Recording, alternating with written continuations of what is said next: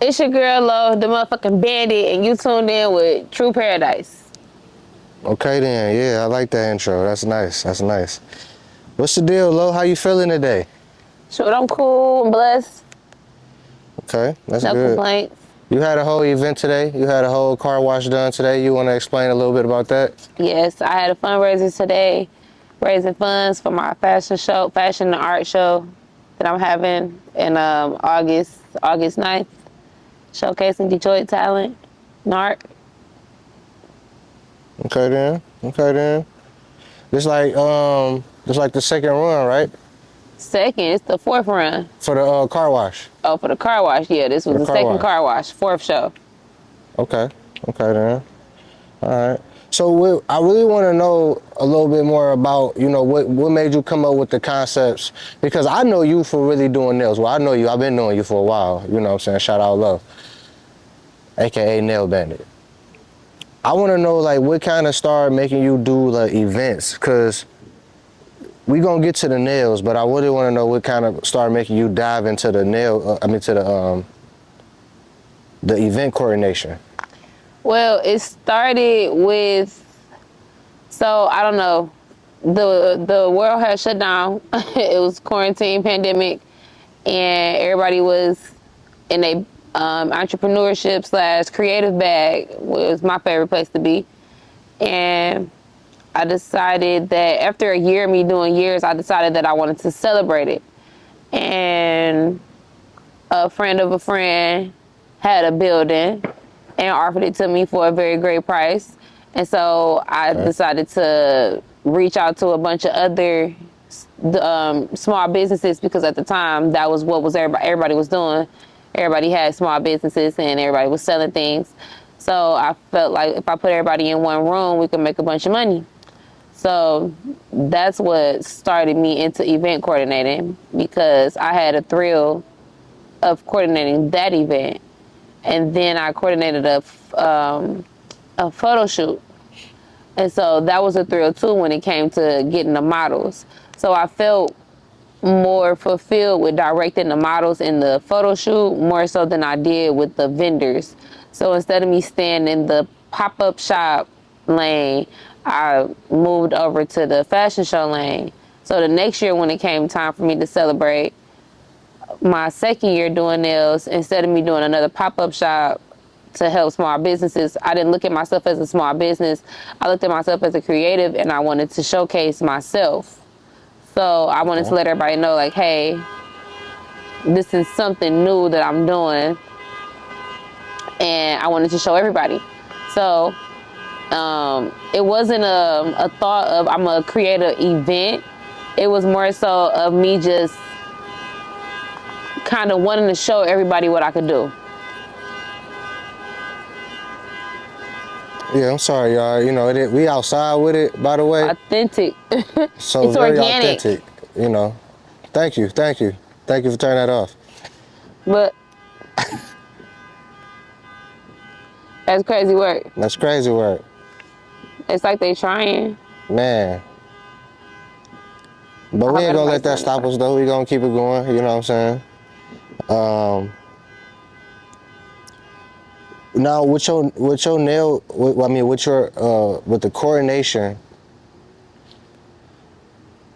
how far are you trying to reach it right now? Um, right now, okay, like a big goal. I got a couple goals that I would like. I got a couple avenues that I would like to see it go. I would like to get booked, and then I would like to also create revenue so that I can start other businesses, because event coordinating was never the dream, but I am having fun while I'm here, and I want to make it the best. So I would like to create revenue to do other things with it.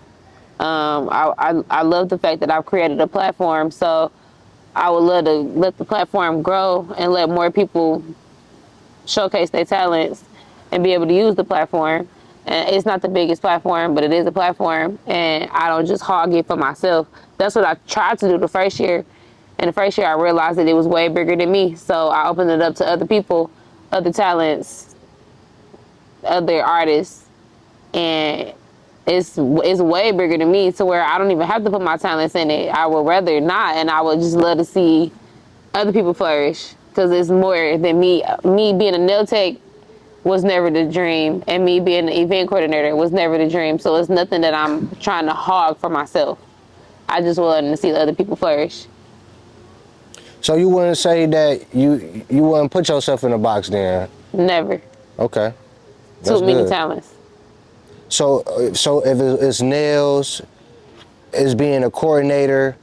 Like, what do you kind of see next for yourself as far as in diving into something creative wise? Um, we're gonna keep doing the shows. I would love to see me get booked and be able to possibly work on somebody else's show on a bigger platform, on a bigger aspect. I don't need my name broadcasted. I just want to learn, because this is a bag that I never saw myself in. So I kind of just dived in. I never knew what I was doing. But I never knew what I was doing. It kind of just happened. So I would like to just work with other people on bigger platforms and network and learn, so that when it comes for me to do my shows, and when it comes for me to like express my creativity on my platform, it always look better, bigger and better. Okay, okay then. So now, what was one moment that you realized doing nails could be like a superpower for you? It would be a what? A superpower. Like, when did you realize, like, hey, I can really like flourish in this. I can really go somewhere with this. I don't know. I never really had that feeling, honestly. I never looked at it as a superpower. Ever since I was a kid, excuse me, it take my mama to tell you, ever since I was a kid, I always had corners. And in my corners, I always was doing something different. One corner, I'll probably be drawing. Another corner, I'll probably be making jewelry. Another corner, I'll probably be playing with dolls, dressing them up. So another corner, I have my mannequins doing hair. It's never always been just like one thing. So with me doing nails, it's just a lot of people like that I can do nails. But that's really just another corner for me. Okay.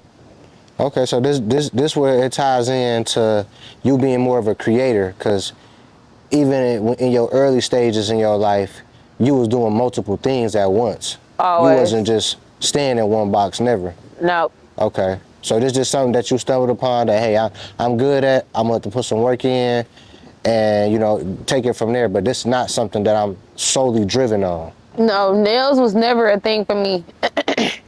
It was never a thing for me. It was never it was never in my vision. God kind of moving mysterious ways. I always been around it, and I worked with a nail tech when I was in high school and my first year of college. But it was never like, oh, I want to be a nail tech. I never wanted to be a nail tech ever. I wanted to be a hairstylist. But I did that, and it got boring to me. So then I moved on. I stopped doing hair, and I was just quit. But then again, when the pandemic happened and I couldn't get my nails done, it was just a skill that I had and I knew I could do. So I tried it out. And when I tried it out, I posted it like, hey, look, this is what I can do. Look what I did. And everybody else was like, can you do mine? Can you do mine? I didn't realize that it was like nobody else doing nails. So when people ask me, can I do theirs? I looked at it as more blank canvases for me to work on so I don't damage my nails. I wasn't looking at it like, oh, I'm about to get rich, or I'm about to Right, make like some a money. service for real. I'm about to start a business, or I wasn't looking at it like that. It was just like, sure, I'm bored. It's pandemic. It's nothing I'm doing. I was charging $30 a set. I was just charging $30 so that I could make money to go buy more stuff to do their nails. We was rich. Everybody was, rich. I wasn't trying to make money off nails. I wasn't trying to get big or nothing. But then it just got overwhelming. So then I had more demands. People started asking me to see my work. I never had that question before. Let me see your work. So then I had to figure out, oh, okay, well, I need a page, something to put it on. Okay, well, then I need a name. Oh, okay, so everything just kind of happened along the lines. It was never like, I'm going to be the nail bandit and I'm going to do nails and this is what I'm going to do. Right. It was kind of like people was, I want you to do my nails, but I want to see your work. What's your name? And I had to have those answers for them. So then I created a page, I created a name, and then I had somebody hit me up and was like, hey, you want to work in the shop?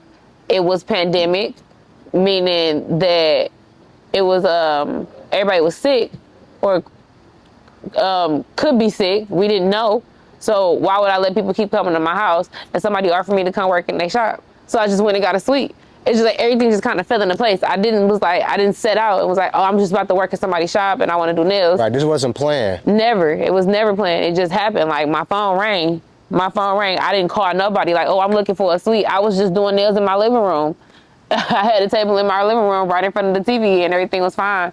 But then I did, when the call came, like, do you want to work in the shop? It was like, well, that is a smart idea because I'm servicing like 5+ people a day, strangers. I don't know these people. And I'm, quote unquote, taking temperatures at the front door. I ain't no doctor.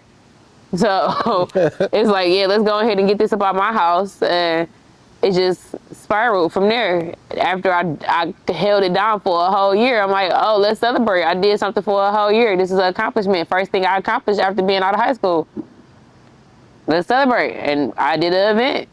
And then I did it again. And it was like, okay, well, let's do it different. And then I did it again and again and again. And now we're here. Right. Okay, then. All right. So you, at this point, you just kind of like you enjoying the journey. It's not more so that you setting your goal on a specific thing. You just kind of really enjoying the journey right now. Definitely. I'm definitely just like taking it a day at a time. I'm kind of at a point in my life where it's just like you make plans and it's just like a joke. You make all these plans and they just don't really work out how I be planning it. You right. Life go its own way regardless. Like I could pray on it and I could kind of just hope for what I want. But sometimes what I be wanting be like small compared to what I be getting. So I just take shit a day at a time. Okay. All right. So that means, so I got a question then. When you hit a roadblock, what's your secret weapon for staying motivated? Not giving a fuck.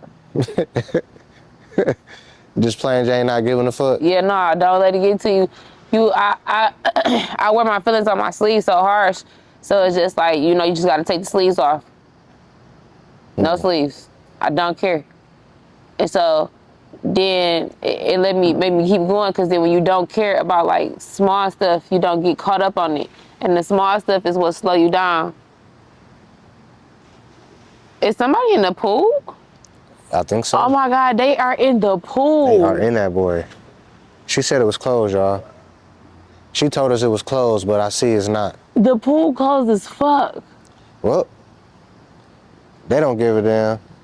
It's kind of the perfect time to do it if you are gonna do it. I know that's right. They taking too goddamn long to open that bitch. Jump in. You hear me? All right. Anyways. Right. What was the question? Did I answer it? So yeah, as far as in like when you hit a roadblock, what's your secret weapon for staying motivated? You just staying focused on what's the goal. Don't give a fuck about the roadblock. What is a roadblock? Like what the fuck is a roadblock? Move around, figure it out. I'm like heavy on problem solving. You can't just dwell. You can't dwell on bullshit. Like you can't give a fuck. I feel that. If it's a roadblock, move it. Like what's the solution? Even if it takes some time. Even if it takes some time, you might gotta hit the gym so you can lift that bitch to move it. But it's a solution to the problem. It always is. We're not about to sit here and cry about it. Fuck that. Move it. Just move it. So that goes into my next question then. Then what would be like a personal win? I can smoke? Yep. Okay. What would be like a personal win or big, small, whether it's big or small, that you still celebrate today? Shit, waking up every day. I don't know. A personal win. Something that you can feel like, like, hey, this is something that I'm very proud of that I accomplished. And I lost like 40 pounds in the last year. I don't know if that got nothing to do with the business, but that lets you know you stay consistent. You stay down, you do get goals. That's definitely an accomplishment of mine that I'm proud of. Okay. These shows, that's an accomplishment. Like I said, it's nothing. It's something that I never ever thought I would be doing ever in fucking life ever. And they So always go good too. They always end up good too. I they can't say do. that. Thankfully, I can't do nothing but thank the man above because all I do is post and I don't know. I just work for it. That just show you like shoot, you work, you stay consistent. The results will show. You stay consistent, you will hit some type of goal. People be having that microwave mindset. They want it now. It don't work like that. It don't work like that. Life ain't never looked like that for me. How long it took you to realize that? Did you always kind of figure that out, or you had to bump your head a couple times to like? No, I always knew that. My mama told me that. Okay. You get money fast, you lose it faster. Okay. Anything that you don't gotta work for, it ain't worth it. You know, you ain't gonna want it when you get it. It ain't gonna be as thrilling as something that you work for. That's all the way down for niggas and their women. You can get it and it'll be easy and it'll be like, all right, that's a toy, move that to the side. But the one you gotta work for, you gonna play with that bitch all day because I had to work for this bitch. You know what I'm saying? Yeah. I can't believe they in this pool. Yeah, they in there. Come on. You hear the water splashing. I don't know if y'all can hear the water splashing, y'all, but they in there. But so yeah, okay. So my next question then, like, you ever had like a viral moment in your life, or you ever like experienced something that you did, or you ever created something or did something that made you feel like, hey, like a lot of people fuck with this, like a lot of people rock with this. I didn't even expect. Your first show? My first show. My first pop-up shop, I didn't have that feeling because it wasn't the people didn't come there for me. I mean, my first show, they didn't come there for me either, but it was a different feeling to see those seats full, of people coming to see something they didn't even know what they had. They had no clue. Like now, it's like you can go back and you can look at previous shows and see what I got. But that first show, I remember I'm in the back and I'm getting dressed, I'm doing my makeup and shit. And we running behind on time or whatever, and I had went to the front and I seen my auntie in there. I seen both my aunties came through the back door because they exclusive. So I had already know they was there, and I peeped through the front and I seen my other auntie was out there. My mama had been there, and that was all I had seen. So then I go up to the back, I started doing my makeup and stuff, and we chilling. And next thing I know, we taking shots. We done did a prayer. We done toasted. Like time didn't went by. And my mama like, okay, you need to get out here. You need to get the show started. Like, time going on. I'm like, is people out there? She said, yes. I looked out there. The whole shit was full. I said, oh, my God. Instantly got nervous. I'm like, hold on. Who is these people? Where y'all come from? I had no clue. So that first show, I'm like, dang. Y'all trust in the vision and y'all don't even know me. Y'all don't even know. Like, just from my work, from me putting myself out there to advertise, you know what I'm saying? That's work just from the advertising and everything that I put into the show. It all be coming from my brain, like the themes, from everything, from what the models wear to what the flyer look like. That all come from my brain. So people don't know what the model's gonna wear before they come. All they seen was that flyer, and based off the flyer, that's my work right there. They came. So that was it was more of a surprise for them. They didn't know exactly what was going on. Nobody ever heard of a nail show. What's a nail show? If y'all could tell, anybody could tell me what's a nail show. And let's say in 2021, I mean, ask somebody in 2021, what's a nail show? They be like, what y'all gonna be doing? You right. You say you started that. That's me, Soulja Boy. In my city. Okay. I'm the first nail tech to make a whole nail show. Nobody ever, you ask anybody, what's a nail show? I say, oh, I got a nail show coming up. What's that? What you doing? They don't know. So for people to come and me to sell out all my seats sold, my first show, just off the humbug and me, and I had only been doing nails for, 2 years at that point. I've been doing nails for 2 years, and y'all trusted me like, oh yeah, I ain't never put no event on before. I'm not a model. I'm not a fashion designer. And I say, I'm about to put on a fashion show, a nail fashion show. And they like, all right, here go $20 for the ticket. Thank you. Like, But then people was buying the tickets, but I didn't think they was gonna come though. I'm thinking they just giving me the money because it's me.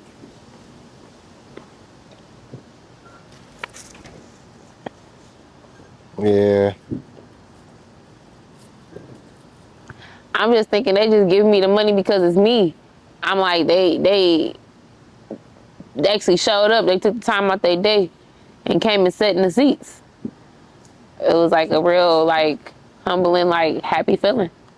Okay. Like, oh, y'all here for little old me. What's like one celebrity you want to work with? Celebrity? Or like even like you said you wouldn't mind doing somebody else like events or coordinate somebody else, special occasion. If it could be a celebrity, who would you like to work with? Chris Brown. Chris Brown? Yeah. I'm not really fanned out about artists, honestly. What whoever is for me will fall in place. I don't really get too fanned out over celebrities these days. Because celebrities ain't even celebrities. So, I don't know. The most I could say that the most that'd be fulfilling would be to work on like a Chris Brown show. To work on this Chris Brown Usher show coming up, something like that. Like, anything though, like some type of recognition. It's not even the artist. It's any artist. And it's not like, okay, if I get recognized by the artist or if I get recognized by their team, it's just the fact of the recognition. I don't necessarily need to be, I don't have a name. I don't have a specific person. Okay, let's pause. Okay. You okay? Okay. Mm-hmm.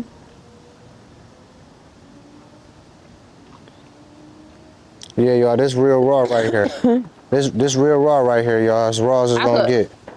I could work with fucking Rocky Bad and be like very appreciative. And I think that'd be dope. It would be, and that's a Detroit artist. Dope. And I'd be the same amount appreciative of working with Rocky Bad as I would be with fucking Lotto. Like, the bag might hit different. We ain't gonna play. Clout. The clout might hit different, but the recognition, I ain't got recognized. Who looking at little on me for what I can do? I got recognized on some nails type shit, but like for my shows, that ain't happened yet. So anybody be like, should just come stand up here and watch these boards with me. Press some buttons. If somebody say, every 10 minutes, press this button, and it's gonna make the flame go, I'll be like, they want me in there. Like that, it don't matter what artist it is. Okay then. All right. So, pretty much, what's in the foreseeable future for you? Like, do you have any like plans for the end of this year? Plans for the end of this year? Yep. I mean, I don't know. The start of the end of the quarter would be my show, so that's a kickoff, I guess. I make plans. I procrastinate. I don't know. We all do. We all do. Plans for the end of this year is to push this show out and then get back in school. Cause I ain't gonna lie, we about to have a turn. July, we about to have a turn month. The show gonna be nice. We gonna ride the hype for the show, and then y'all not gonna see me for like a year. Cause school, right? Yep. So what you going to school for? What you doing? I don't want to talk about it. Oh, okay. That's NDA. I just don't want to talk about it until I'm in it for sure. I don't want to hype it. Right. That's where that procrastination come in. That you don't want to give people hopes up. Because I've been to spoke on it and never did it. Fuck around and be in a whole different country by the time school start. I hear that. Damn, I was supposed to go to school, but yeah, this trip to Paris came up. Couldn't miss it. Hey. Okay then, well, well, I want to appreciate you, Lo. You know what I'm saying? I grew up with you, man. I just want to honor you and just take this time out to be like, you phenomenal. Like, you go crazy. Thank you. Every time you put your mind to something, you know what I'm saying? When you're not procrastinating, you killing that shit. When you're not procrastinating. You killing that shit. I be in my little pro bag, that little procrastination bag, it gets real deep sometimes. It do. It's really just be like, man, I don't know if it's ADHD or if it's me, like, I don't know. I got so much that I want to do, and it's anxiety. It's so much that I want to do, and I get overstimulated, and then I be talking myself out of it, and so then I just end up not doing nothing. Yeah, I think that'd be my biggest problem. I talk myself out a lot of things, and also my biggest problem too is like I speak things up before I just let it marinate and like just let it I form speak how I it, want to. and it be like, I ain't even think too deep into it before I said this what I'm about to do. Yeah, I And just now said I'm it definitely not about to do that shit when I think about it. and started, speaking it up. Like, you know what I'm saying? Like, yeah, it really. I feel like it kills the dreams. Like, you know how you say you want to do something and you want to do something, just do it. Cause you already killing your energy by speaking it up every time. So Like keep much. speaking it up. That's why I'm When like, that I ain't action want could to have talk been about the towards, school shit because yeah.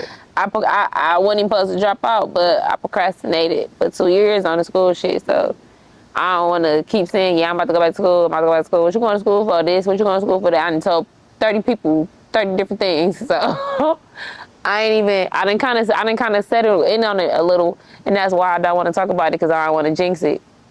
I don't want to switch up. I feel that. But I appreciate it though. I appreciate it. I be in a bunch of bags. I be in a bunch of bags. It's a blessing and it's a curse. It is Hey. real fun. I still have corners in my house. Not gonna lie. I'm not gonna lie to you. I still have corners in my apartment to this day. And I don't know, it's just a friend thing. But I got a lot of unfinished projects as well. Because some corners be more comfortable than the others. So I might not want to sit in this chair. I might want to sit next to the window today. And sitting next to the window requires me to paint, so I might be painting. Sitting in this chair, I might be writing a song because the notebook over here. Like, I finna say like you just at this point you just multi-dimensional. Like I'm not focused on like I'm more focused on stabilizing myself. I spent 10 years in that creative bag, you know, having fun, doing whatever. So I'm not, and I didn't find one bag that I want to stay in for me to be like, oh yeah, I'm a this, and this is what I'm gonna be. It don't really like, it don't line up for me. So right now, me as a event coordinator, a producer, a creative director, that's the bag I'm in now, and it works for me right now. But I'm not just in only that bag, cause tomorrow. Well, I ain't gonna say tomorrow because we're gonna stick to this show. We're gonna stick to this show. We're gonna finish this show. But I ain't got no promises for the next one. I said I wanted to do one every year, and I took a whole year off, and I didn't do one last year. So I can't say that I just do fashion shows all the time. I do one a year. So, one a year. you know what I'm Okay. saying? Right now, I'm just focused on stabilizing my life. All right, so before we go, like I said, it was a pleasure. I appreciate the interview. Anything you want to tell the audience before we leave? Stay grounded. Touch some grass. Stay Hug a tree. grounded. Touch some grass. Get you some money. Don't be a bum. Drink some water. And check on y'all fucking pH balances. Love y'all.